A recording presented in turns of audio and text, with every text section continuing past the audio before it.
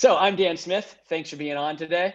We're going to be talking about 7 ideas to leverage today for success. This third quarter has started. Can you guys believe it's the third quarter?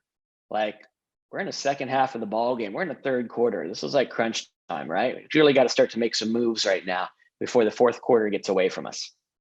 And so these are 7 ideas that I've been talking about, preaching about, evangelizing about for people to be doing in this second half of the year that we're going to get into. A couple of quick housekeeping notes. 1, if I freeze, it's a Zoom world we're living in. I'll be right back. Hang tight. If you jump back in. Let me see. Chat and Q&A. If you guys have questions for me, not a lot of you on here. So you're going to have to really work hard to provide the content there, but leave talk to yourselves in chat. So you can leave Q&As to me. I'll be monitoring both, but if you can try to do questions in Q&A and just chat with each other in chat, but either way, I'll be monitoring them. OCR will be monitoring them and we'll get your stuff handled. So let's see, we got if I froze, we got how to ask questions, and just about me. If you have any questions when this is all done, reach out. I'm like all over the place on social media. Pretty easy to find. By Dan Smith, BYDANSMITH, like the author, not for sale. BY, not BUI. By Dan Smith. You can find me on Instagram. You can find me on Facebook. You can find me on a website, bydansmith.com. All of that, all over the place. So if you ever have questions, DM me, PM me, messenger me, whatever. I'm always here for you. I also run a channel called the GSD Code, right? So you can follow me at the GSD Code if you have questions and want to wrap there too. So there you go. That's who I am. That's how to get a hold of you. You guys know that I have nothing to sell. I have no coaching programs. I have no like dangle the carrot and sign up for this or do this or come to this kind of things that I'm going to sell you guys. This is just pure content, pure ideas for you to take away. You don't have to be worried about like, when's the pitch coming? There is no pitch, which is totally awesome. Okay, so let's get into it. Welcome to July and welcome to the third quarter and welcome to a slow month of the year. In case you guys and gals haven't noticed yet, months that begin with the letter J in real estate are traditionally a little bit slower than other months. January, June, July. Months that begin with the letter J are traditionally a little bit slower. That's just how it works. That's the cycle. It's the circle of life of the Lion King of real estate, right? And then August is also pretty slow. And then we start to kick back up. We got September is good and cranking, and October is good. And then November, we start to dip again, and December and January, and then back up in February, March, and April, May, and then back down in June and July and August, right? That's how it works. It's like this constant roller coaster. Welcome to real estate. You got into real estate and now you live in a world of roller coasters. So congratulations. But we are in it. It is a little bit slower. There is some good news to come out of slower. I'll tell you that. I heard yesterday about 2 offers that were countered, and they were not multiple counter offers. They were just counter offers. It was like somebody went like Back to the Future with a flux capacitor in a DeLorean back to 2019. There were 2 counteroffers and neither one of them were multiples. They were just individual. See, here's the bad news about slow is it does slow down for everybody. The good news about slow is if you are still working with people, you are now in the minority because a lot of people have taken that vacation, have taken that little break, have taken that summer siesta, and you have a chance to shine a little bit more right now. So a little bit of good news in July. But what we're going to focus on today is what to do for the second half of the year. See, if you crushed your goals in the first half of the year, you might want to consider to continue doing exactly what you were doing. But if you didn't crush your goals, you didn't reach your goals, you came up short, or even if you crushed them, but you want bigger goals, now you've got to do something different in the second half of the year. This morning on the Peloton, actually, I don't know if any of you are Peloton riders, but I was doing a ride with Alex Toussaint. And Alex said, I'll change it because you guys know Alex cusses a lot. He said, same stuff, same results. He just didn't say stuff. Same stuff, same results, different stuff, different results. And that's really what we're out here in the second quarter. Like if you want to keep doing what you've been doing and you're cranking and you're loving it, just keep doing what you've been doing. You do you. But if you're not having all the success you want, if you're trying to make some changes, if you're trying to have some more success, a little bit different, then, well, we got to do something a little bit different. We got to come up with some other ideas. We got to start to execute on some different plans. So those are the 7 things we're going to talk about today. So let's get into it. Number 1, a lot of you probably do this, might not do it well enough, could definitely do it better 99% of the time. That is your sphere of influence. In 2021, in this .com iBuyer portal world that we're living in, your sphere of influence has never been more important. They know you, they like you, they trust you, right? And there's somebody that you can be a resource for and somebody that you already have built-in rapport with. And if you've always done a lot of business from your sphere of influence, from your circle of influence, whichever word you use, that's fantastic, but could you have done more? And could you not only be working within your circle, but you can be working within all of their circles as well if you did a better job of it. And so let's talk a little bit about sphere of influence, circle of influence. How are you communicating with them? How often are you communicating with them? And then what and why are we, what are we trying to get out of it? Why are we doing it? Now it seems obvious. I'm doing it, Dan, because I want to see if I can get them to do business. I want to see if I can get them to list or buy or see if they're doing something so they remember me. I stay top of mind. And while that is true, that is not the main thing. That is, and my dogs are probably going to bark because someone's delivering something to my door. So that's another warning that I forgot to apologize ahead of time about. So while that is true, that is not the main thing. See, what we really want to do, because if you have, I don't know, let's just call it 200 people in your sphere, that's fantastic. And that's 200 people who might do something this year, right? But the real question is, each one of them have 200 people in their sphere, and that works into thousands of people.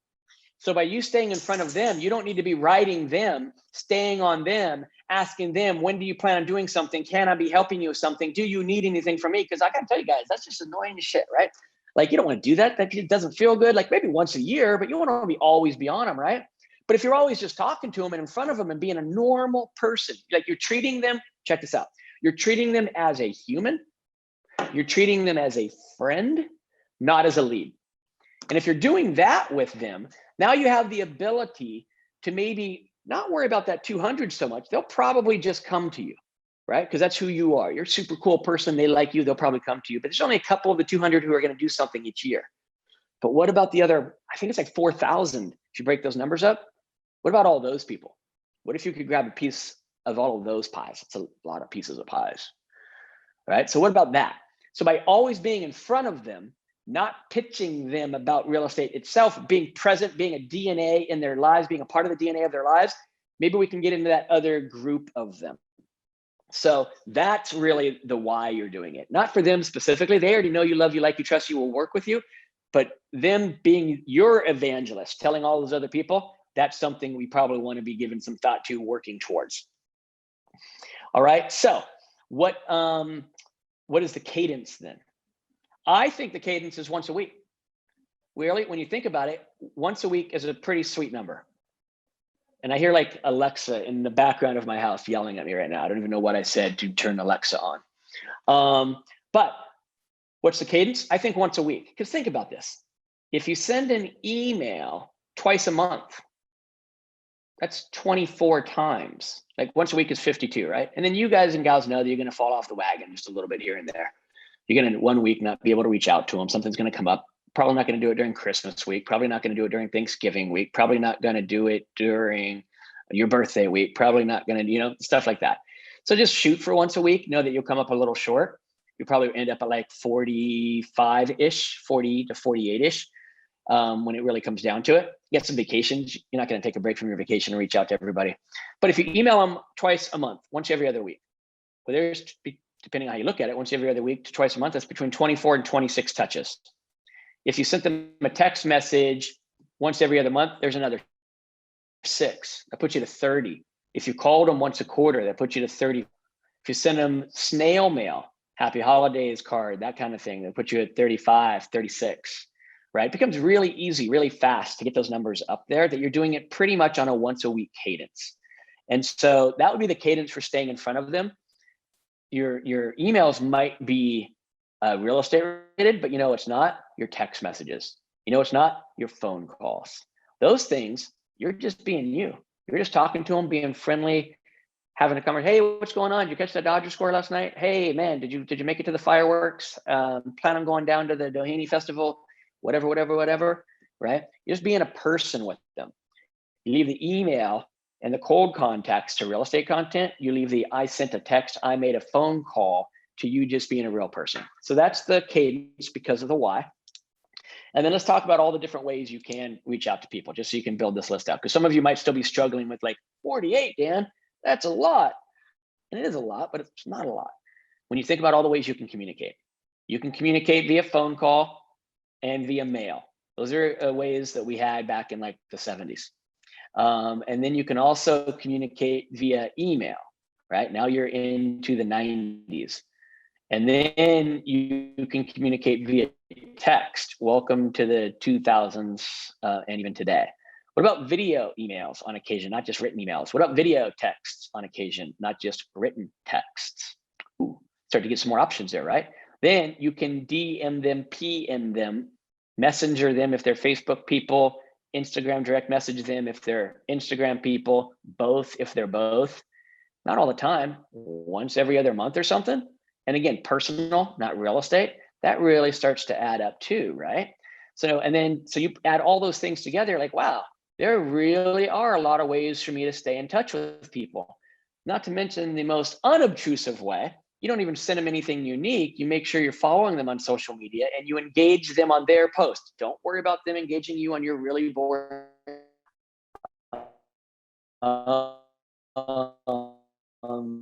And if you ever notice, you get very little engagement on the show because people like that part of your world. That's what they want to talk about. But don't worry about them engaging you on your post. You engage them on their stuff. So those are all different ways to keep in touch with your circle of influence, your sphere of influence, because that should be the number one thing you do right now in this wacky digital world that we're living in, because those people talk to their people and their people will trust their people. And then if their people are mentioning you to their people, I know it's a lot of their people, so I'm doing that intentionally, then your world's going to be good. All right, so there we go. That's numero uno. Number two, culture. This is an interesting one. 7 ideas to leverage today for success. That's the topic, right? Culture. That's one of the answers, which is really kind of thinking outside of the box. I got to tell you the truth. It's not really like the norm. Okay, but I do want you to know that culture matters, because if you're inspired, if you're loving who you work with, if you're loving where you work, if you're loving the people you're around, if you're loving everything there is to love about that, you're going to do better. And sometimes you guys wait for culture to appear maybe a little bit too often. Sometimes maybe you need to be the culture creator. Because if you can light that fire, if you can provide that spark for other people to then also start jumping on the bandwagon, this is a really, really tough business, isn't it? And we're alone lately. Like, I know that we're kind of coming out of COVID. It seems like there's this variant thing going on. All keeping an eye on it. A lot of people now are vaccinated though, but still, here we are. It's July. I can go to Dodger Stadium with 50,000 people, but we still aren't at the stage where we can go into our MLS offices and have a live meeting. Like, there's some weirdness still going on out there, right? Because there's some rules that they put down that the MLS was like, I guess we're still not doing it yet. Trust me, they would love to have you guys and gals in. There's just some still weird rules that the California Association of Realtors and OSHA and stuff like that is putting into effect. Nothing can be done about it. So it's just, we're still kind of, we're together, but we're still apart. And so, and it's hard when you're always alone. And so we've got to figure out a way to belong to a culture, create a culture, join a culture, but you will have more success if you love who you're around and what you're around. And sometimes you've got to be the creator of that. Sometimes you can rely on other people to create it, but it will make a difference in your performance. And we have seen this dramatically since COVID, since March of 2020. A lot of people have really struggled, just mental health, with just getting out and about, with just isolation. A lot of people have really struggled with that. A lot of people have actually, interestingly enough, a lot of people have blossomed. They've gone the other way, which has been like so exciting to see if you kind of pay attention to those kind of things and talk to people about those kind of things like I do. A lot of people have kind of gone the other direction. They've really blossomed during COVID because it's forced them to get out of their normal comfort zone and they go out there and find and create ideas and opportunities for culture. And so that's something you want to be giving some thought to. It doesn't need to just be this real boring life that you do in your home office all alone. There is a way, whether you're an indie, OCR has all kinds of things that you can get involved in, even if you're an indie broker working under your own license and you don't have any agents. They've got the indie broker groups. They've got all kinds of stuff going on. I know, Cassie, you're watching this right now, and I don't want to take the time to type it all in, but if you type in a couple of those groups, if you can, over the next couple of minutes of just things that people can get involved in, I'd appreciate it. I think you're on anyway. So you guys, get involved in those kind of things. If you're an indie broker, it's still there for you. If you belong to a brokerage, there are opportunities there for you, I promise. And some do more than others, sure, but that doesn't mean that you can't find the right one for you, or you can't be the person that creates it, right? Take that responsibility and put it on your shoulders, maybe. It'll make you a better person. It'll make you a better leader as a result of it. That's number 2. All right. Now I'm going to bounce into your digital footprint. All right, your digital footprint. One of the things that you need to definitely do better, right, is, global committee. By the way, Cassie's putting stuff in there, you guys. So global committee is something you can be involved in. You can show up to the Revive event that's happening on August 5th. It's gonna be a really cool event. I'm gonna segue real quick since she wrote it. It's on the 19th. OCR is one of the sponsor associations. It's on August 19th. No, that's not right. It's on August 5th, and it's $19. That's what I meant to say. It's on August 5th, and it's only $19, and it's a day-long event that's going to have like 20 speakers from across the country. It's being streamed coast to coast in like 15 or 16 states, I think now. You get to attend virtually from the comfort of your own home or as a group in your little office, whatever, for $19. So you might want to check that out. And then just to start, check the What's Up, which just went out today. OCR just sent that out today, so check that. Lots of stuff on there for you guys and gals to get involved with. Okay, that's right. Next week is Global Week. Okay, so digital footprint. One of the things that you should have been doing all this time, but you maybe haven't been doing, and you've still been struggling with doing, and you still talk about doing, but then still do nothing doing with, is your digital footprint. Just got to find a way to grow it. You've got to find a way to improve it. You've got to find a way to get more content out there. We live in a digital world, and the more content you put out, the higher the likelihood of people being able to find you, notice you, respond to you, reach out to you. If you're not out there often, then it's harder to find you. It's just simple math at that point. And I can't tell you, geez, I really can't tell you, but I could probably tell you 2 to 3 dozen stories about from January 1st through a week ago. I haven't heard it in the last couple of days. That somebody got a new buyer, a new escrow, a new seller, a new listing, a new escrow because of something that they did on social media, because it just kind of called out to that person at that time who they knew and reminded them and caused the reach out. So your stuff doesn't have to be made of gold. Your stuff doesn't have to be incredibly awesome and clever and unique. It just needs to be stuff. It just needs to be out there. It just needs to be available to be seen. And so this whole digital world is not going away. You know, in fact, it continues to increase, you know, and things come out. Like, do you guys remember, like, I want to say like 6-8 months ago, there was this thing called Clubhouse, and Clubhouse was all the rave and a brand new thing. And guess what? It went away. That lasted for like a month, and people are like, yeah, this is neat. This isn't really my thing. Okay, so that went away. And then, you know, TikTok came in, people are trying to use it. Now then Instagram came up with Reels. So now people use that. So fads, they do come and go. And tools that people are using, they do come and go. But one thing's the constant, one thing's the steady Eddie. They're all digital fads. They're all still living in this digital platform world. And so you've got to increase your digital footprint just a bit, just to be out there and to be present. That doesn't mean you need to put up a real estate post every day. Boring, right?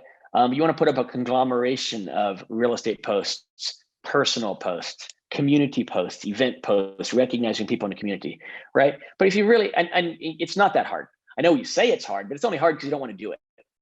If I told you guys, check this out. If I told you, hey, you put up a post every day this year, one a day, every single day on your Instagram page. And some of you are like, I don't have Instagram. Well, you got to fix that shit. All right. You got to have an Instagram page. But if I told you, you put up a post all the way from, what is today? The 14th, right? I think it's 14th. You put up a post all the way today through July 13th of next year. Every single day you put up a post. I'll give you $10,000. I'll go back and check, see if there's 365 different posts in 365 days. You can't put them up on the same day. That's cheating. One a day. I'll give you $10,000 if you do that. I'm curious, would anybody do that? People who are on here, if you guys are just type in the chat for me real quick and put me. And if you don't put me, that means you wouldn't do it. Like, I am not going to post 365 times for 1 year for $10,000. Not worth my time. That's cool. But if you would do it, please put that, put me, Teresa just wrote in there. I do it all the time. Put me in there. I'm just curious who would do it. So cadence all the time, daily. It's not that hard. You don't know what to put? Go follow the sheriff's department. Go follow the city pages. Follow Mission Viejo, Laguna Hills, Dana Point, Newport Beach, San Clemente, Ladera Ranch, Lake Forest. You go follow the fire departments, right? You go follow the hospitals. You go follow the restaurants that are in the area. They are putting out so much content. All you have to do is copy it. All you have to do is like repost it for them. And you know what? They'll be appreciative of you for doing it. Interestingly enough, and OC Realtors has a really cool page. All right, Cassie's put that on there. You can follow OC Realtors. So of everybody who's on here, only one of you would post every day for $10,000, which is very interesting to me because posting is not that hard. This morning on the 5 channels that I run, I put up 34 posts. It took me about 34 minutes to do that as well. So check that out. I did about 34 posts this morning on 5 channels in different formats: stories versus posts versus reels versus Instagram live, and then on Facebook and on Twitter, right? My digital footprint's huge. You can make your digital footprint a little better than it is today. That would be a thing that you can do. That's a simple step that's under 2 minutes on a daily basis to leverage into success. Because if you did that for 365 days, none of you put that you would on here, but if you did that for 365 days in a row, you would probably find that you would create a piece of business from it. Somebody would have seen it, mentioned it, reach out to you on one of your posts. I see it all the time. Like I said, dozens of times, probably the equivalent of weekly from people that I know who are here in the South Orange County area. And you could make an extra, and I only use 10,000 as my example, guys. Maybe your split sucks, maybe whatever, I don't know. What if it was like 20,000? Because that's kind of the norm around here, right? I think I saw that the average sale price in Mission Viejo as of last week was $893,000, right? That's pretty close to a $20,000 commission check probably. But whatever that math is for you, you all have your own rules. Who wouldn't take 2 to 3 minutes a day to put on an extra 20 G's? I know I would. So something you can all be doing, super, super duper simple. Where am I? 1024. Cool. All right. Next one. This is a big one. This is a really big one. And it's a really hard one. And most of you are going to struggle with it. Most of you have tried it and then not had a lot of success with it. I get it. But I'm telling you, listen, right? This is the one. I don't know why I put it at 4, but this is the one. You need to have a farm. You need to have a farm more than ever, because as these iBuyers, Opendoor, Redfin Now, Zillow Offers, OfferPad, and every other Tom, Dick, and Harry you can think of out there comes up with an iBuyer, portal buyer platform. This is your defense against that. This is it.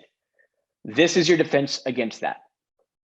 Because those guys have a very small part of the market, and it's going to be incredibly difficult for them as robots and artificial intelligence to break into the seller market. They can make a tiny dent, right? but it's still a dent, but not as big as I do on the buyer side. See, the buyer dent that they've made is ginormous, unfortunately. It is huge. See, they're really, really good at getting buyer leads. You know why? Let me tell you why. Let me explain it to you real quick. See, when somebody's leaving from, let's just use a random city, Brea, North Orange County. When someone's leaving Brea and they're moving to San Clemente, South County, that's like the extent. That's a pretty big spread there, right? And moving to San Clemente, they don't know any agents in San Clemente. They know agents in Brea. They know who sells property in Brea. They live there. They see signs. They get mailers. They see advertisements. They don't know who sells property in San Clemente. So they go to the portals and they click on properties and they click on that connect to agent button. And then they don't get the listing agent like they think they're getting most of the time, right? And they get somebody who bought that lead. But they don't really know the difference because they're not from there. And so then they get connected with an agent who's doing the pay-to-play model, and we will talk about that in a little bit. And so they've been able to make a substantial dent in where the buyer business goes as a result of most buyers are going from one area to the next. Even if they're leaving Laguna, it's not that big of a spread. They're leaving from Laguna Niguel to Laguna Hills. It's a different area a lot of times, different agents being dominant there. And they don't know what to do, so they click the button. So these portals have done a really good job of grabbing buyer opportunities and then selling them to agents who are doing the pay-to-play model. And if at any point you guys have questions, you guys have like input, it'd be awesome for me to read something other than just looking at the green dot and my picture every once in a while to make sure I'm lined up right on the green dot. So please jump in. But so they've been really powerful at grabbing the buyer model, right? But the reason that they haven't been able to ever generate seller leads, and really think about this, they've never been able, as hard as they've tried, and for years, and it's fair to say, with over $1 billion invested, they haven't been able to generate as a whole, as an industry, seller leads. Why? That's the magic of farming. So you need to understand that's the biggest tool right now to fighting back against the major powers that be and these portals and these investors and these Wall Street money guys is, in my example, the people in Brea, they didn't know anybody in San Clemente, so they clicked the button. But when they go to sell their house, do you think they're going to click a button again? No. They know who works their neighborhood. They know what agents are there, either door knocking or door dropping or mailing. They know what agent signs they see on a more regular basis. They know what agents they've seen in the community at neighborhood events or HOA events or anything like that. They know which people in the neighborhood, which agents are doing shredding parties or recycling get-togethers or things like that. They know which agents participate in the local school events and sponsorship levels and with the Chamber of Commerce and things like that, because they see them all the time. So that's why the portals have never been able to generate seller leads, because people who are selling know their area and they know who to turn to. That's not to say tiny dent hasn't been made by the portals, and it has been. But it's still a very, very tiny fraction of the market where the buyer business is a majority. It's a very tiny fraction of the market. And so you need to strengthen your actual footprint, not just your digital footprint, but your actual footprint in some farms, be the go-to people, because that is your like force field bubble that they will never, the portals will hardly ever, I won't say never, but hardly ever be able to penetrate. So you really need to be thinking farm, and how can you farm? And can you farm consistently? If you guys go back through these OCR libraries and you go back and check out past videos from a year or 2 or 3 ago, I don't know how long ago I guess I've only been really doing videos since March or April of last year. And I know I've done it live at the association before, back when we were able to use that super awesome room that we'll someday hopefully be able to use again soon. I do a thing, it's called farming for free, right? Farming for free 99. And it's all about, because farming takes a budget, which a lot of people don't like it. And you feel like you're wasting money. You don't get a return on investment and yada, yada, yada, blah, blah, blah. I've also got one like, okay, if that's your rationale, I got a way to work around that. Farming for free. And so go find that video and watch that video, because I'm telling you, this is your best defense against digital. Okay. It is the magic. I don't even know what the word bean. What am I doing now? Jack and the beanstalk. It's the magic bean. It's the magic pill. It's a pile of gold at the end of the rainbow. You want to farm. And so go watch one of those videos about farming, start exploring farming.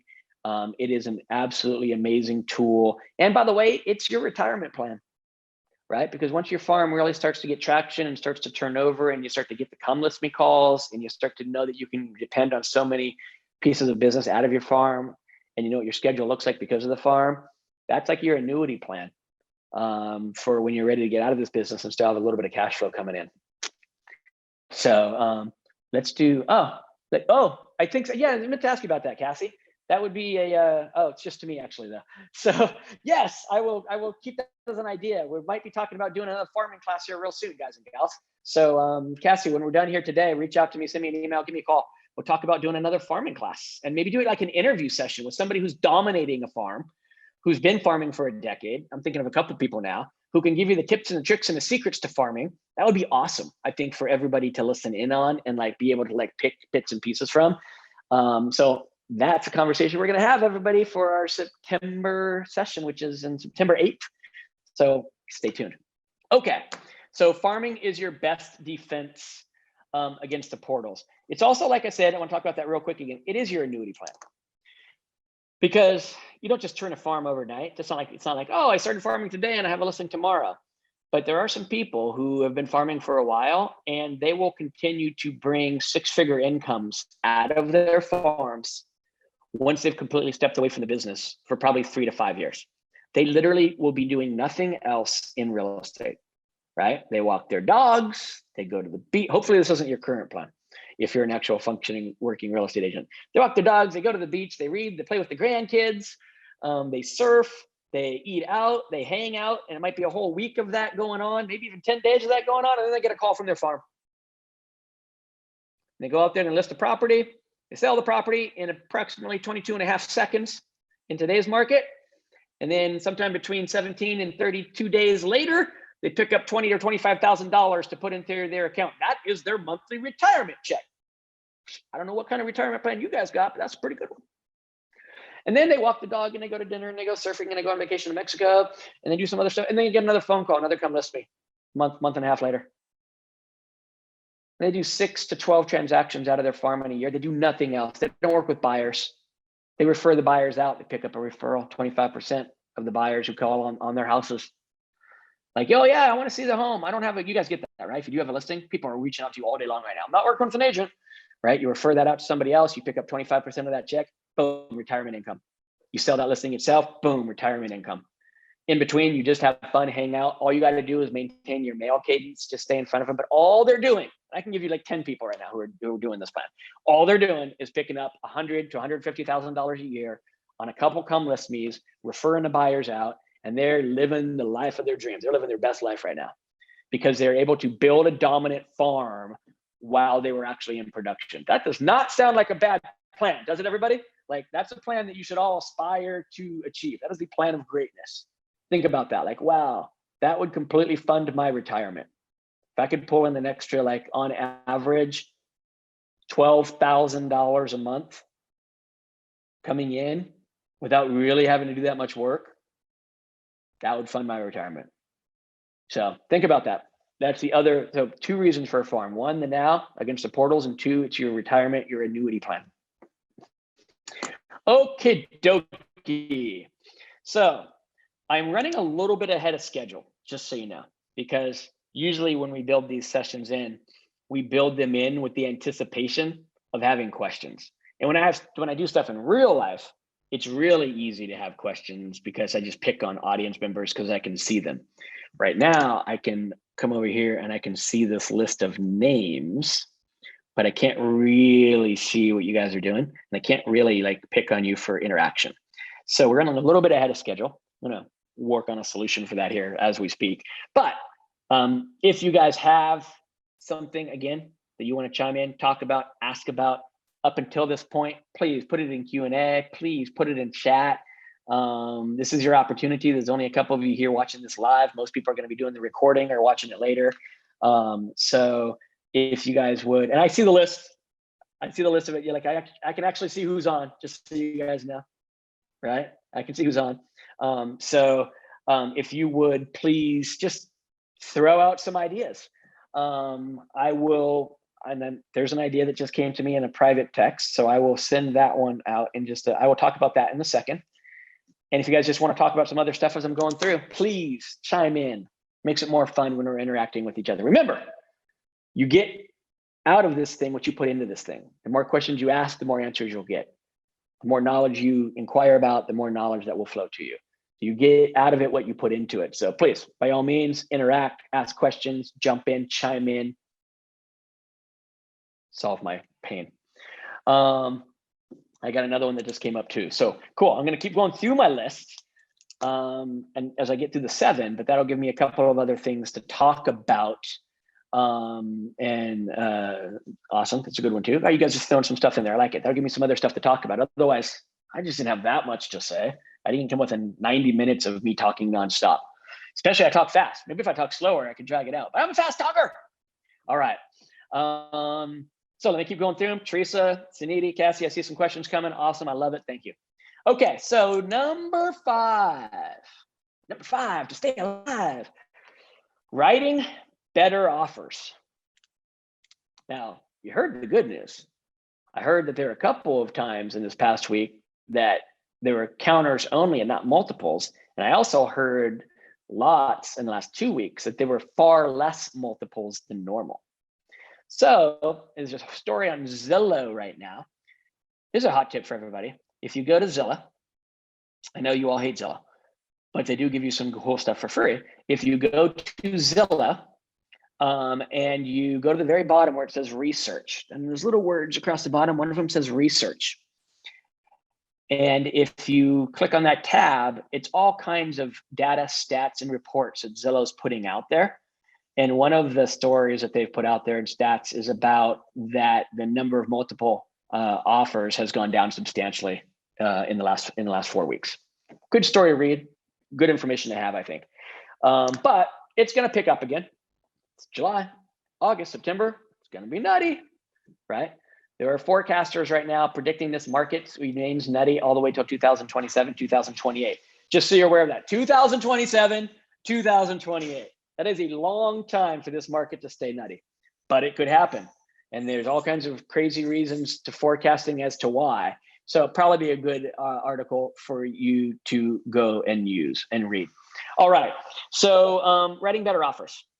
You guys have probably worked this and talked about this up and down and sideways to exhaustion, but I just want to make sure that you know what some creative souls out there are doing, right? I know that some of them are offering to pay both sides of the escrow. I know several people who have won offers over the course of the last 2 months because a tiebreaker between all things being equal was the buyer offering to pay both sides of the escrow. That's pretty unique. Not only is it unique, but I'm actually seeing verifiable wins from it. And so instead of an agent or a buyer saying, I'll pay an extra 5,000 sometimes, it seems a little bit more powerful taking that cost off the table. That's something to think about. We have seen everybody doing a lot of craziness with their contingencies. Not a huge fan of that plan necessarily. You need some contingencies to protect your buyers. Your buyers need some contingencies to protect themselves. If they're super ridiculously qualified, like I just wrote an offer on a house about a week and a half ago, and I personally removed the loan contingency and I personally removed the appraisal contingency, right? Because I kind of get the market and I knew that it was a little bit above market and it may or may not appraise, but I felt like I already knew I could get the loan. So I didn't need a loan contingency. Like, I know I can get a loan. Why do I need a loan contingency? And if it doesn't appraise, I still know it's a good deal because of what's going on out there right now. So I'll have to make up the difference. And I have the power to do that. So because I have that in mind, so if you have people who are super qualified, you know they're going to get a loan and you know that they're willing to make up a difference if it happens, why keep them? But if you have somebody who's on the fence, like they may or may not qualify for that loan and stuff needs to work out, and they might not have the horsepower to make up that appraised value, you cannot remove those contingencies and put your buyers in jeopardy, in personal opinion. You know what I hung on to? Hung on to my inspection contingency. Did I shorten it? Sure, I did. Took it down to 7 days, right? I could figure out everything that's going on in the property really within like 2 days, 3 days with home inspector, but I took it to 7 days instead of the 17. So people are doing some wacky doodle stuff right now with contingencies. I would just encourage you to be creative, but be creative when you're also realizing their ability to perform and their tolerance to risk and their financial ability to make up differences. You also have to weigh all of that and have all of that in your head too. But people are using that as an, I didn't get the house, by the way. Check that out. Over list, no appraisal, no loan, 7 day inspection, and I didn't get the property. Oh, and I offered to pay for escrow. Still didn't get the property. It's the market we're in, right?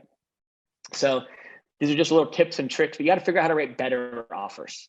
For goodness sake, stop asking for things extra. Don't ask to throw in the furniture. Don't ask for stuff that you shouldn't be asking for. Like, oh, I think we can try to negotiate. You can't negotiate anything right now, right? So at least don't put yourself behind the 8 ball by asking for stuff that nobody else is asking for. And being like the difficult client, the only one requesting this certain thing, right? Everybody else is shortening their contingencies. You decide you want a 30-day loan contingency on a 30-day escrow. Write better offers. You're going to need to do that, and you're going to need to be good at doing that, and you need to practice doing that, because this market's coming back hot and heavy and strong again in September.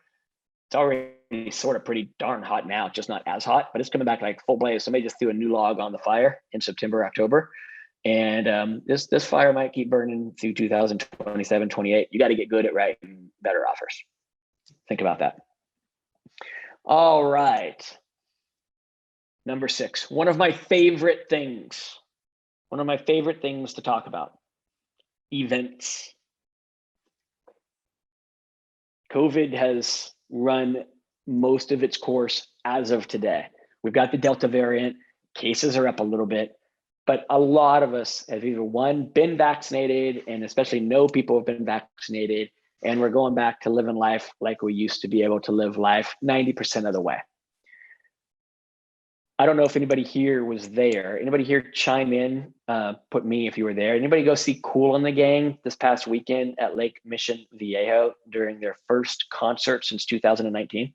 Because the whole summer concert series was canceled last year, and then it got delayed even coming into this year. So Kool and the Gang was the first band since 2019 at Lake Mission Viejo. Did anybody go to that concert?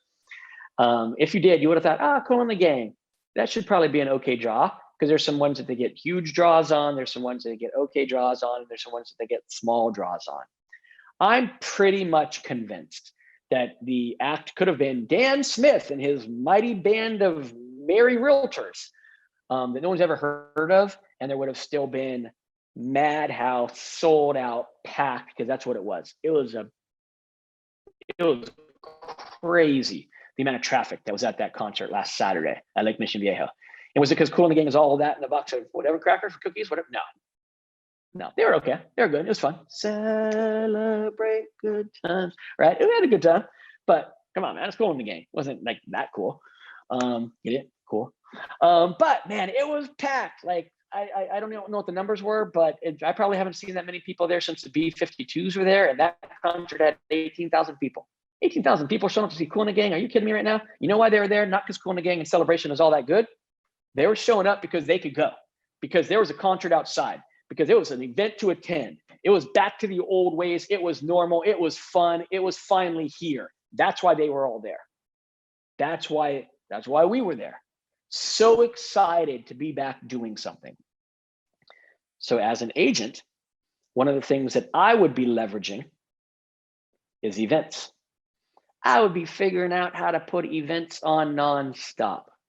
Right? As a matter of fact, I'm putting on an event, right? I got an event that's coming up on like September 13th, like just damn, that I'm going to be doing. It's free, by the way, so I'm not selling you any tickets here. But like, I'm even doing an event. I don't even do events anymore. Like I swore like back in 2018 or so that I would never do another event and have to put butts in seats. I would just have other people pay me to go to events where they put butts in seats. But I thought, you know what? I want to do an event. I miss it. I miss live people. So even I'm doing one. So you guys as agents, you should definitely be doing events. You guys should be doing like dog walk events, and you should have done a 4th of July event. You should definitely be planning your Labor Day event.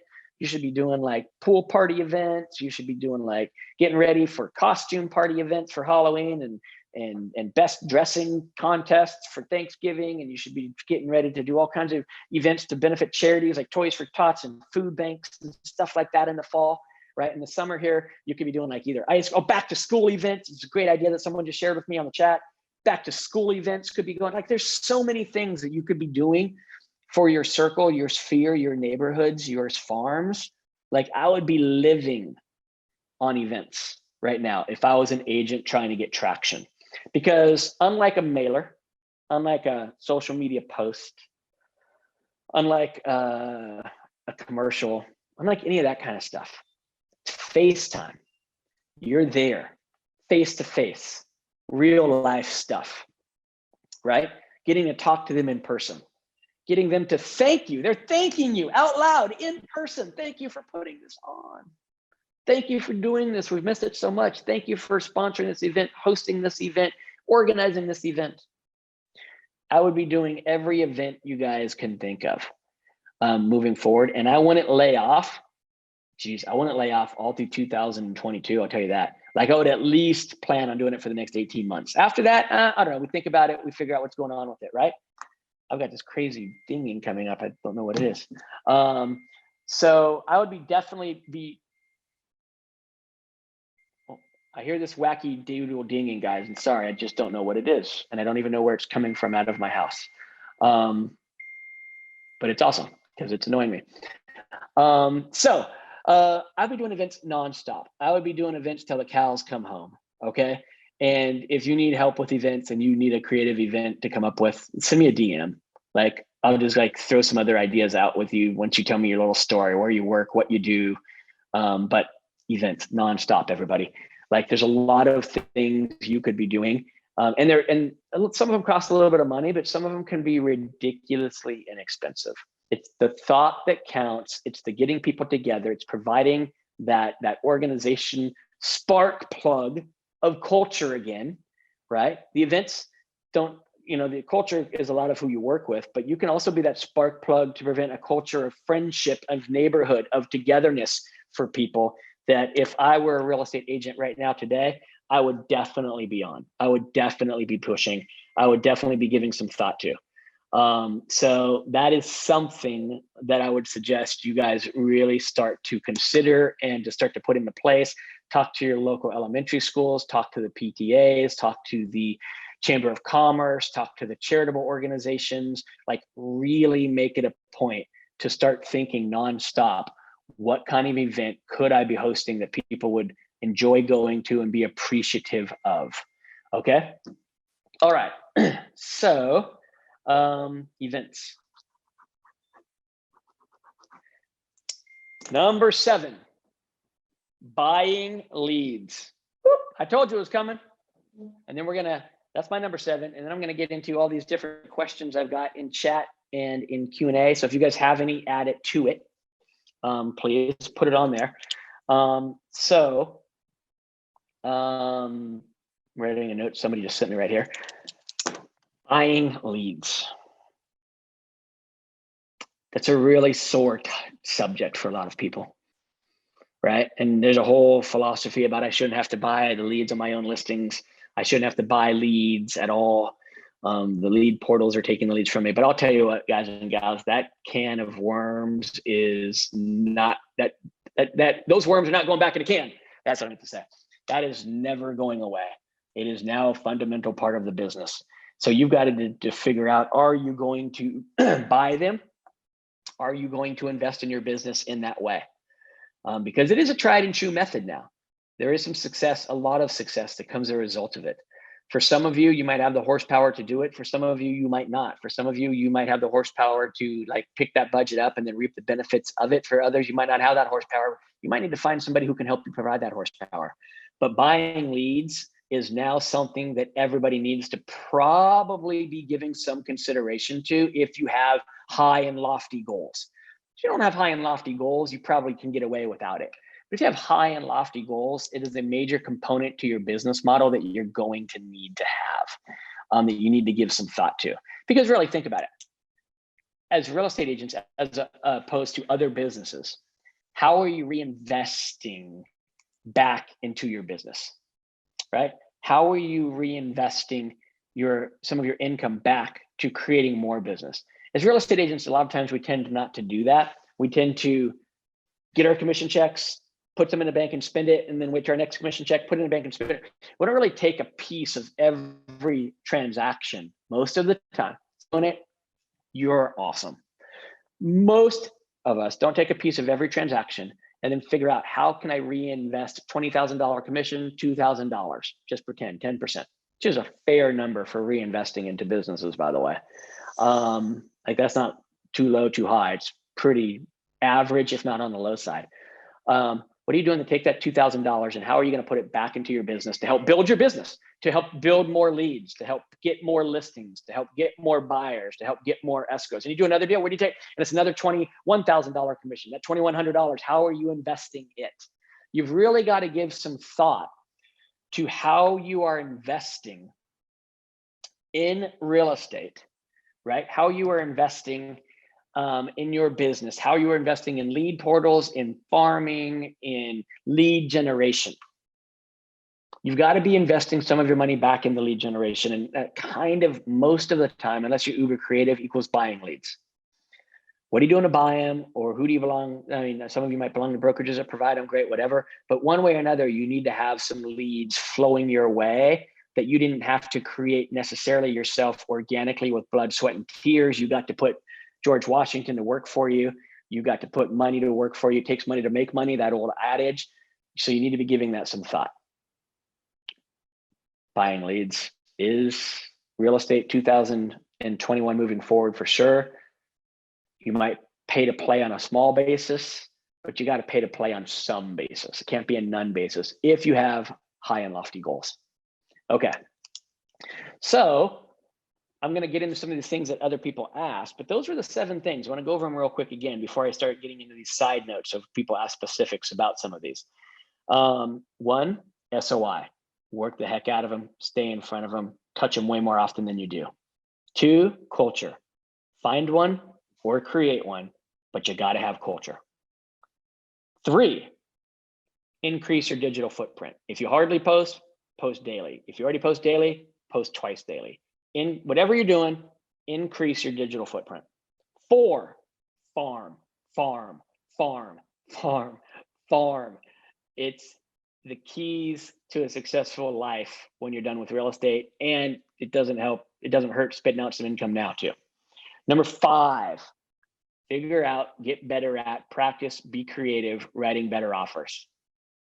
Number 6, do events, do them nonstop.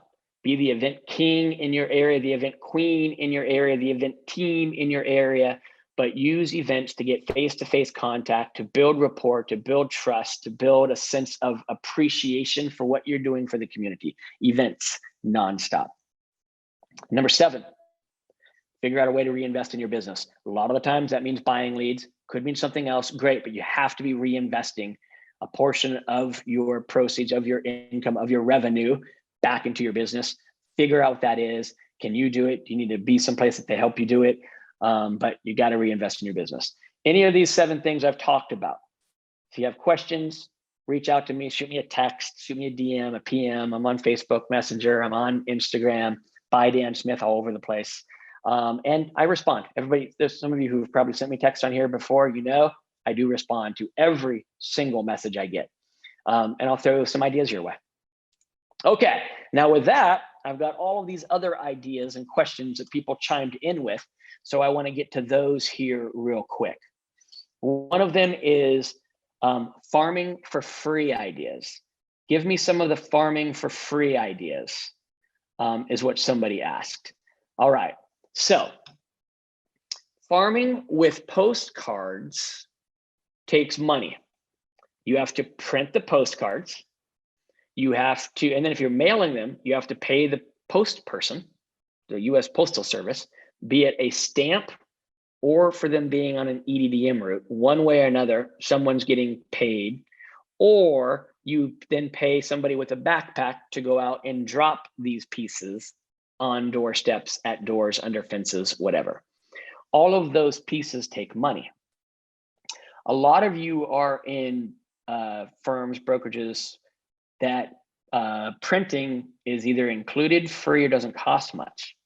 You could print a lot of these farm pieces, and then rather than pay the post person, because if the printing's free, it's free, and rather than pay the post person to go deliver them, either 17.5 cents or 52 cents a piece, instead of paying the backpack person to go drop them at people's houses, I think they charge like 10 to 11.5 cents right now to drop them. You can do it yourself.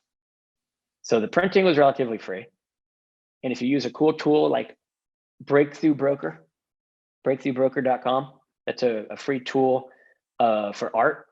And it's got like preset a new listing, new escrow, new sale. Did you know about this? Did you know about that? Community events. There's like all these templates you can use on Breakthrough Broker.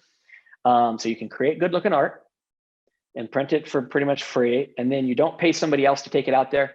You take it out there yourself. Now some of you are like, oh my God, Dan, that's so hard. I get so tired. And we live in Orange County and it's like 1,000,000 degrees outside. Sometimes in the sun, it feels like. Check this out, everybody. I didn't say farming for easy. I said farming for free, right? That's all money is. Money just makes things easier. It's all it is. It's a tool to make your life better. That's what money is. It buys you your time back, because instead of you going out and doing the work, you can pay somebody else to go out and do the work.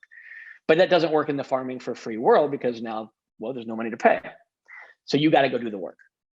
What you want to do is get to a point that you don't got to do the work, because you're putting money back into your budget and your farming is now being paid for from deals coming out of it, like I talked about a little bit ago.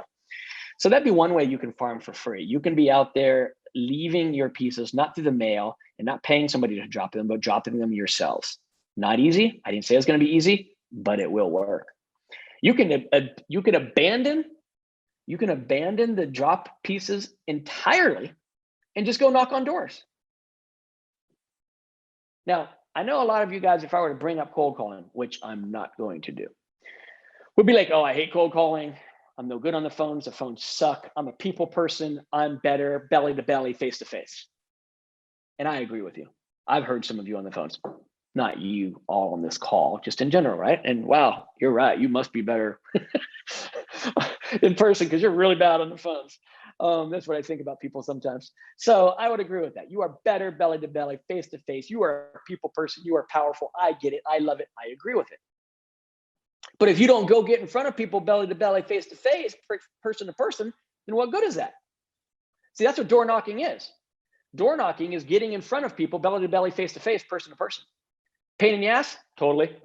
Uncomfortable? Probably. Hot? For sure. In July, right? But it's free, it's worthwhile, and it's effective. Okay? So that is you could be in your farm every month. Start at A, end at Z. Next month, do it again. Start at A, end at Z. Next month, do it again. Hit every street. Break up the farm. That you do it over the course of a month. That is a farming for free methodology, right? You know what else is free? Okay, this one's not free. Farming for almost free. You figure out your farm, and then you go to Facebook, and you drop a pin right in the middle of that area. Like you drop a pin. Some of you are like, what? How do you drop it? You guys are like this. You guys are like, how do I drop a pin? No, this isn't a pin. You're dropping a pin on Facebook, on the map. And then Facebook will let you hit everybody in an audience 1 mile around it. And so think about that. For $1 a day. So you could put a post up today of something that you did in real estate that was great, just sold, just listed, market update, anything that you're putting on social media. And you can then drop the pin, charge $1, instruct Facebook to run it on Instagram and Facebook, so about 50 cents each. And you will get about 150 to 200 views over the course of the day. People are just going through their phone on Facebook or on Instagram, swiping up, seeing what's going on, and every 3 or 4 things, Sponsored ad comes up every 3 or 4 things. Sponsored ad comes up. They're on their stories going left or right. Every 3 or 4 things, sponsored ad comes up. Sponsored post comes up. That's you. Are they going to click on it? Probably not. See, I'm not really worried about the click. For $1 a day, I'm not worried about anybody clicking on anything. I just want to be in front of them, just like with a postcard. They see the postcard, they see you, they look at it for a second, and then they throw it in the trash can. They're swiping, they see you, and then they swipe right by you. See, but for $1 a day to get in front of a couple hundred people, that's like nothing. That's like a quarter of a cent per person, which is way less than the mail. If you think about the mail costing like 30 or 40, 52 cents or whatever that math is, right? If that's the cost of mail, then geez, how much does it cost for $1 a day? It's like a quarter of a penny or something stupid. I don't even know the math. It's ridiculous. It's like free, guys. It's $1. So farming for almost free, $30 a month, $1 a day. That's something that I would be doing as well. So there's a couple of ideas for you of what you could be doing to farm for free or almost free. And then we're going to do a class on this, I think, or an interview on this, I think, in September. All right, what else came up? On Facebook, do you recommend adding friends of friends? Absolutely, positively. I really recommend adding them. And then when you run those little pins that I talked about, you have 2 options. Some days you can drop the pin, it'll be a geographic area. Other days you can drop no pin and you say, I just want this to be a sponsored post for my friends or friends of my friends. That is an actual option on Facebook. I think I might have just figured out what's dinging. I have a pad that continues to ding. All right, at least now I know it's dinging because it's been driving me absolutely crazy. Found it, sorry, squirrel. That's me. Did you guys watch that movie and think to yourself, oh my God, the guy with the, that's totally me, squirrel, I'm that dog. That is something that you could be doing as well. Farming for free, couple of methods. Now I'm back onto the Facebook. Yes, friends of friends, also kind of farming for free. It's more of a demographic farm instead of a geographic farm, right? It's still a farm of people, but instead of all living in one area, they live all over the place, but they belong to a certain demographic that you guys all have friends in common. So you target them by using the target friends and their friends versus dropping the pin, add them on Facebook. That's what happens. Okay. And then next question was, can you go over the best way to farm and farm size? Cool, so I'll stick on farming real quick. Yes, so the best way to farm is consistently. That's the secret to farming, everybody.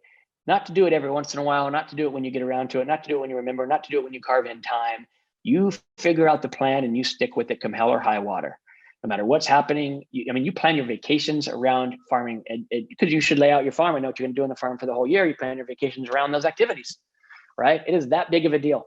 Yes, it is a big enough deal that you plan the rest of your business around farming activities because you need to be able to do it consistently and you need to be able to do it often. You're going to do it consistently. That's number 1. Number 2, like I said, there's all different ways you can do it. You can use digital to do it. You can use mailers to do it. You can use calling to do it. None of you will. You can use knocking to do it. You can, let me see, other than knocking, you can do events. There's lots of different ways to farm and it's kind of an in-depth answer. So, but basically what you want to do is you want to insert yourself in the DNA of that community. You want everybody in that community to constantly, whenever they think real estate, think of you because you're so present in that community. You're so involved and in front of them in that community. So that would be, now farm size. I hear this a lot. People are like, yeah, I farm 92691. No, you don't. No one can farm 92691. It's like 90,000, 110,000 people and 30,000 units in 92691. That's not possible, right? So we're not farming zip codes. I met a guy once, I was like, what's your farm? He's like, south of the 405 and west of the 60, I don't know what it was. It's gigantic, right? I was like, that's like 100,000 houses. He's like, yeah, that's where I farm. No, you don't. That's where you spend some time. A farm. So here's the deal. You want to know if it's your farm? Some of you farm, maybe. You want to know if it's your farm? Check this out. You go knock on the door. Just pick a random door. They come to the door. Oh, and now my dogs are barking because I knocked. Hold on.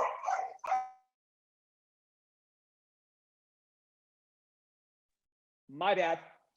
So, hey, you got to stop it. I was silly. I didn't mean to. Shh. All right. Apologies, everybody. I won't do that again. You knock on their door.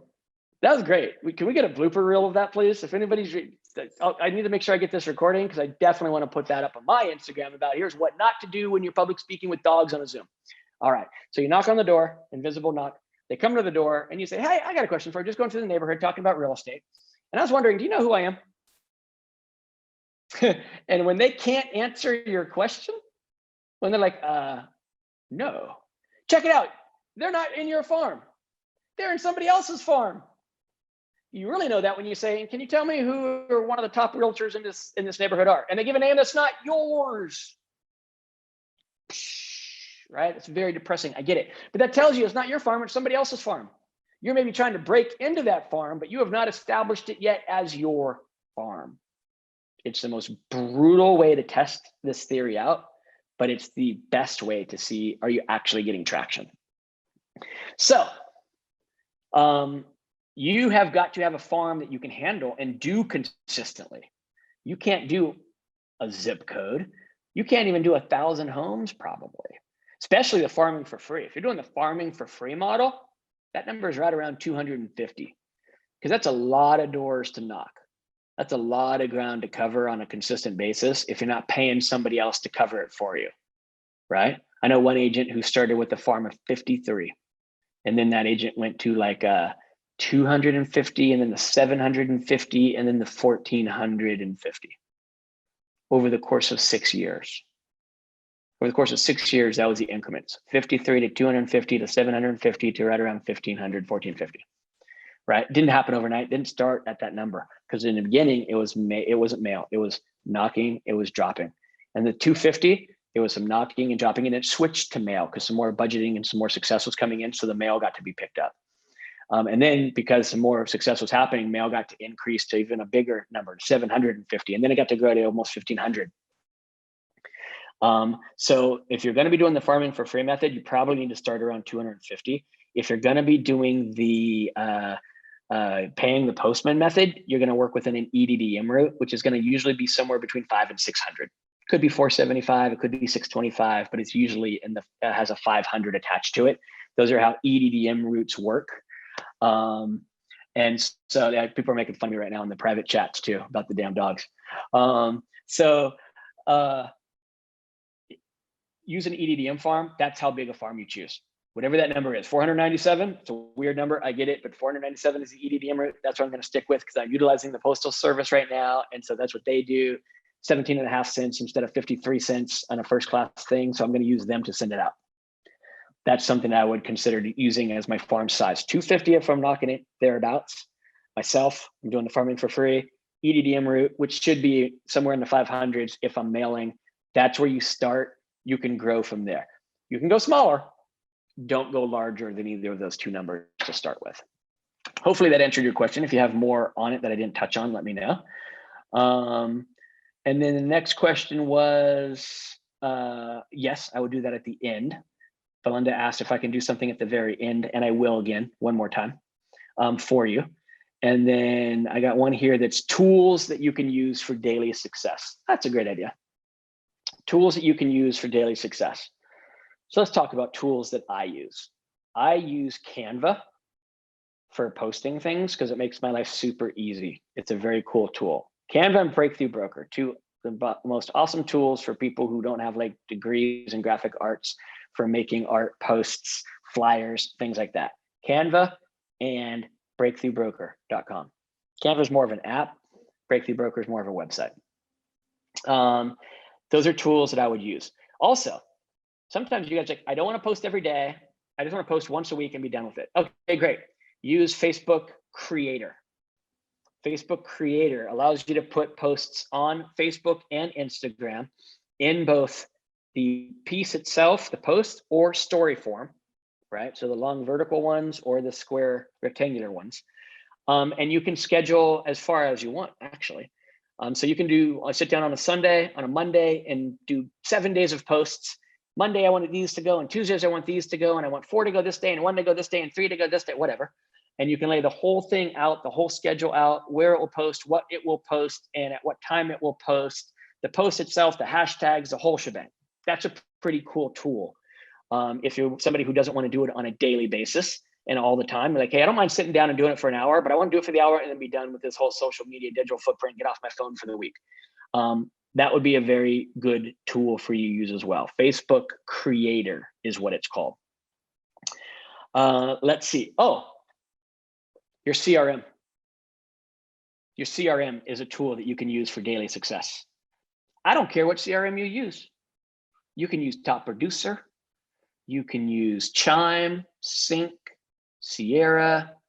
You can use Copper. You can use Boomtown. You can use LionDesk. LionDesk is free for all of you, by the way, part of what you get with your dues. And LionDesk has created a great tool and it's free. If I'm misspeaking, please somebody tell me, Cassie, like 99.9% sure it's free.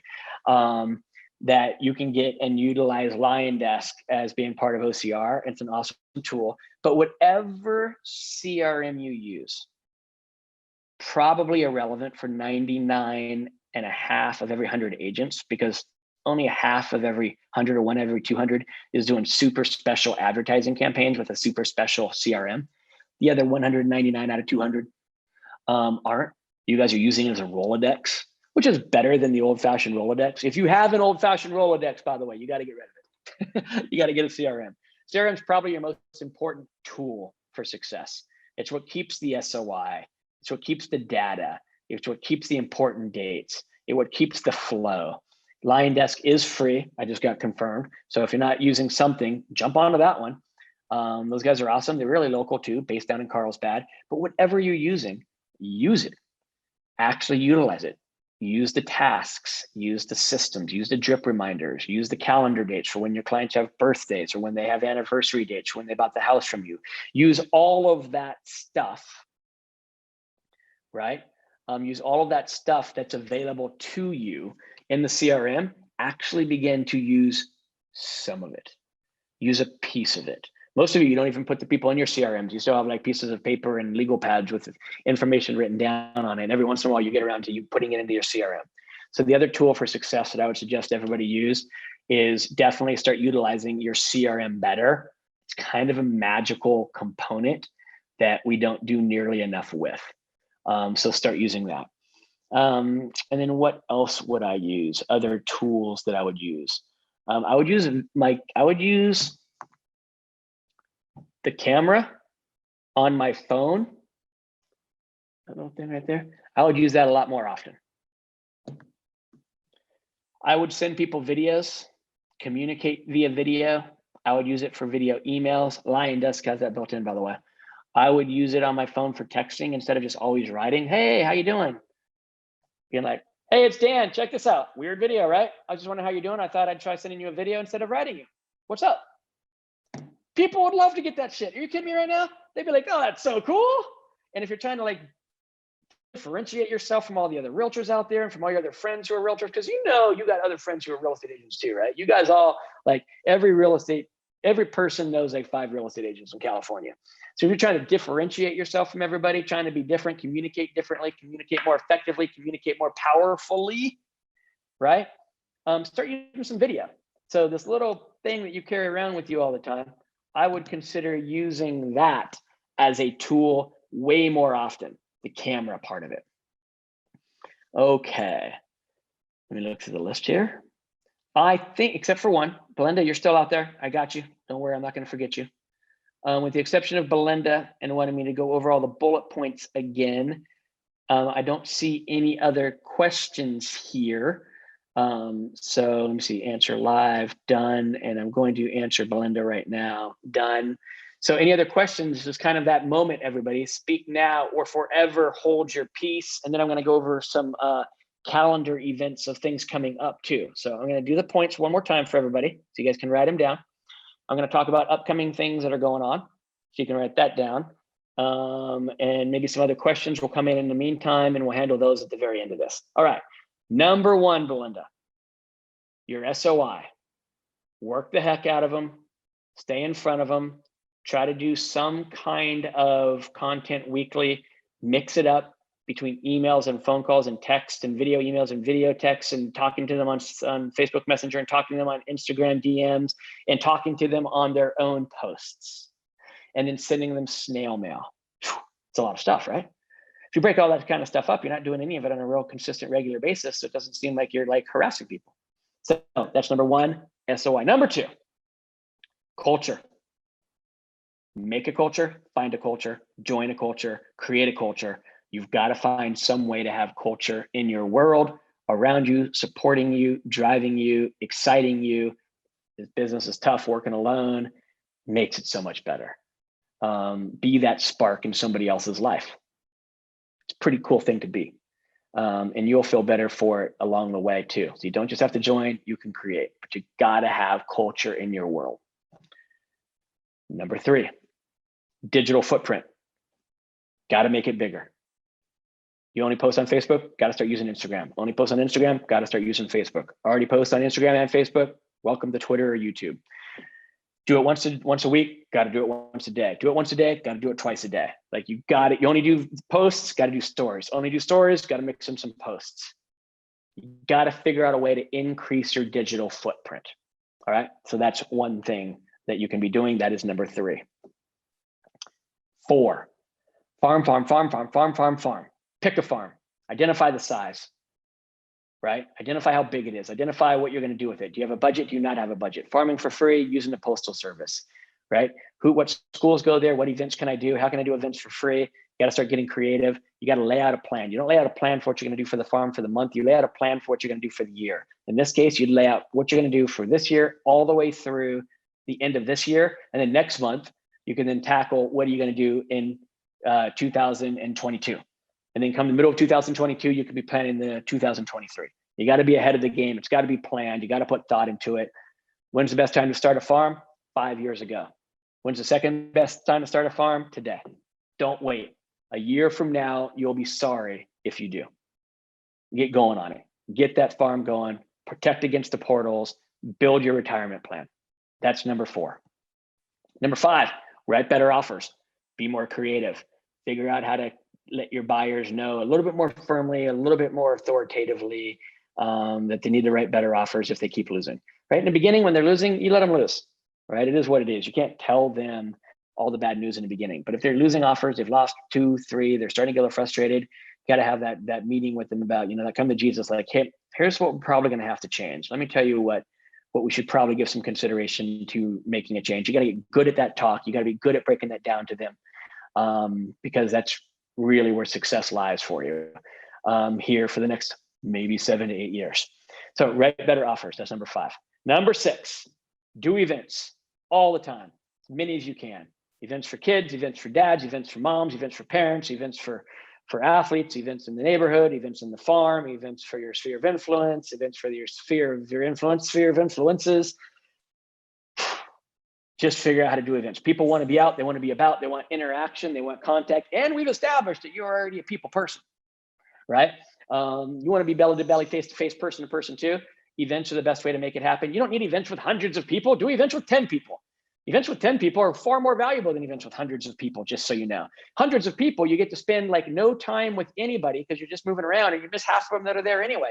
Event with 10 people, you get a good amount of face time one-on-one with 10 people for a small event that you put on, and you get to actually build some rapport with them. So don't worry about this overwhelming, how do I make them huge task, right? It's like, I just want like real good, small, powerful events. The event that I'm having, like you guys have been to some of my events in the past. I've had like 700-800 people there. It's a whole ordeal getting all those butts in seats. I got sound systems and mics and stages. This next event I'm doing, 50 people. That's it. Super simple, super powerful. We really get to get into rapport and hang out with each other. So think small events. Don't get overwhelmed by large. That's number 6. Number 7, buy leads, reinvest in your business, reinvest in generating some kind of leads that are coming to you. So if you're reinvesting money to generating leads, that's called buying leads, guys. It's just a different, reinvesting money to generate leads, The exact same thing as buying leads. You got to figure out a way to spend some money in your business, reinvest in your success to have more success. It takes money to make money. Scare money don't make money, right? So you got to figure out how to reinvest in your business. You either one, pay for leads, two, join somebody who gives leads. One way or another, come hell or high water, you've got to find leads flowing into your world for the second half of this year. So pay attention to that and make that happen. Those are the 7 things. If you still didn't get them all written down, drop me a line somewhere, somehow, social, and I will tell you again what they are. Okay. So no other questions appeared that I can see.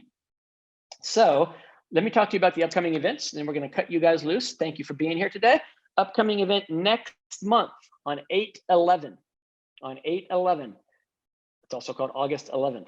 At 10 a.m., we're going to have the one, the only Jordan Levine. He is an economist. We're going to be doing an interview. He is not going to be doing like a PowerPoint boring presentation. We are going to be doing an interview about the economics of real estate here in California, specifically in Orange County. I'm going to be asking questions. It just came up in the chat. That's how you register for it. I'm going to be asking questions. He's going to be giving answers. And we're not just going to watch a PowerPoint. We're going to get into the nitty gritty. You guys are going to get to ask your questions and get your economic questions answered as well. So that's on the 8th. And then on September 8th, sounds like we're going to be doing something with an interview with farming. So stay tuned on that one. There's no link for it yet, but there will be some sort of farming interview coming up. So if you're interested in farming, know other people are interested in farming, tell them about it, show up, participate. That sounds like it'll be a good one. And then on 10/13, we're doing business planning, right? No better time than the 4th quarter to get ready for the 1st quarter. So on 10/13, again, 10 a.m., we're going to be doing business planning for 2022. So get yourself registered for that. Get yourself signed up for that. Tell everybody else about it. That'll be a good one too. We're going to be going over Dan's business plan, how to do it, how to plan for it, how to budget for it. And it is going to be there. And then my own personal plug on 9/13, go to social media and you'll see it. I'm doing an event, 50 tickets. It's free. Just thought it'd be fun. So if you want to go check that out, you'll see that on social media too. Thank you all for being here. Orange County Realtors, thank you for having me and hosting this. Anybody needs me, you know where to find me, reach out to me, shoot me a message, whatever, and I will talk to everybody later. Hopefully you got something out of this. Here's the secret. Everybody ready? This is the super, super secret, top secret, turn the wheel, Captain America, secret ring, code.